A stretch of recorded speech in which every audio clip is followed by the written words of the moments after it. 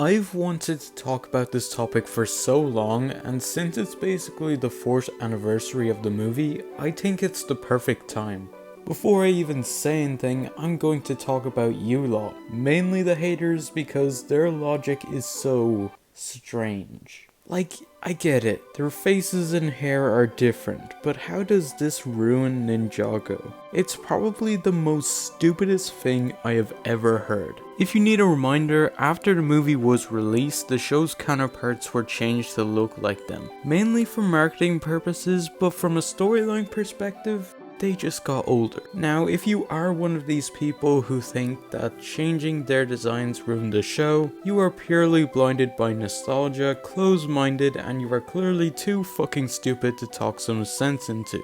To this very day, 4 years after the change, and I still have these little fucks in my comments. Literally just move on and get over it. Now that that's out of the way, the Lego Ninjago movie. I'm gonna say up front, not my favorite Lego movie out of the bunch. Not the worst, but I wouldn't be too quick to watch it again. Now that's not to say it isn't a good movie, far from it. The story checks out, the characters are okay, and most animation sequences are truly breathtaking. That one scene where Lloyd jumps over rooftops and runs through the city as the sun sets is amazing. The city is just lit up and it feels so surreal with the background characters just going about their normal lives. Even some we can recognize. This movie has so many Easter eggs that even a casual fan of Ninjago could find. It's honestly pretty insane. But what about the actual story? Well, I'll just say this. If you expected them to lay out 6 years of lore and character development in the span of an hour and 40 minutes, you need a reality check. But you still gotta remember, this is a Lego movie. It's basically like a parody adaptation, just like the movies prior. Give Lego Batman for example. It shows all the iconic characters in all their glory, but doesn't really replicate who they are in the comics, shows, or live action. Yeah, it's what most people say is one of, if not the greatest Batman movie. Yeah, I know. These aren't meant to be taken seriously because they are their own standalone adventures, but are still using already established characters. Just like the original Lego movie, this whole world is fabricated by a kid's imagination. More accurately, the one and only Jackie Chan is telling the legend of Ninjago to a kid who has no friends. I feel personally attacked on that one, but it portrays the movie perfectly with Lloyd not being able to fit in.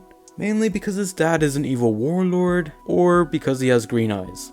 Probably the warlord bit. We got the whole gang, Kai, Cole, Zane, Nia, Jay, and Wu. Also, they replaced Misaka with Coco, and thank God, cause this is probably the best thing they could have changed. Mostly because she acts like an actual mom. Misaka literally abandons Lloyd at a young age at a boarding school to complete her studies, and she just pops up one day and acts like what she did was okay. At least Garmadon has an excuse for not being there. Also Coco a baddie, not gonna lie. What I also like about this movie is how they use mechs. Now I know what you're saying, why do ninja who are supposed to be sneaking around and skilled at fighting need big robots and vehicles? Well, marketing. It's actually a great parallel to the show, and how they were so used to their golden weapons and their powers in general, and for them to later lose them in the movie helps them become better ninja. But yeah, the marketing thing is a good reason too. Most of us know the ninja have powers, and by the end they master their elements to save the day.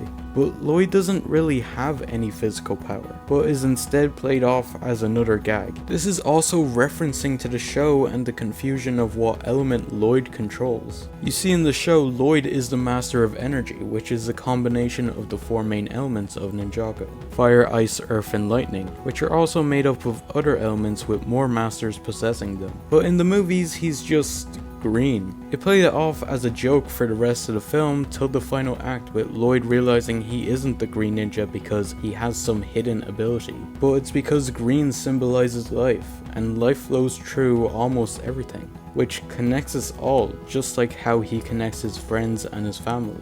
This also happens in the show. Lloyd may be the most powerful ninja, but his real strength comes from his voice and his moral compass, to guide others to become better and connect everyone. Just like how he did with the ninja, his father, the elemental masters, and some of his foes. It's a little cliche, but it works. What the hell is wrong here? Sure, they could have focused more on the other ninja by like a lot. But other than that, the movie was great. As I said at the start, the visuals are impressive. The story is supposed to be a parody of an established series. The comedy is on point and the main message is inspiring. Why do people hate this movie? Oh, it's because it's different. Yeah, I honestly don't see what the issue is. It's nothing special, but it definitely isn't terrible. It doesn't capture what the show is because it's not the show. No matter how many times I say it, I know there's still gonna be people in the comments ignoring me. It's totally fine to dislike this movie, but the reasons behind it are just so absurd. I've never actually seen anyone give actual criticism. It's just, I don't like the designs, they ruined Ninjago, and that's it. The movie definitely does not deserve the shade it gets, and hopefully one day people will see that. If you happen to enjoy this video, please do leave a like and subscribe if you haven't already, and share with a friend who also might like this content. I make a bunch of videos just like this one, so check them out too. Thanks for watching, and I'll see you all later. Goodbye.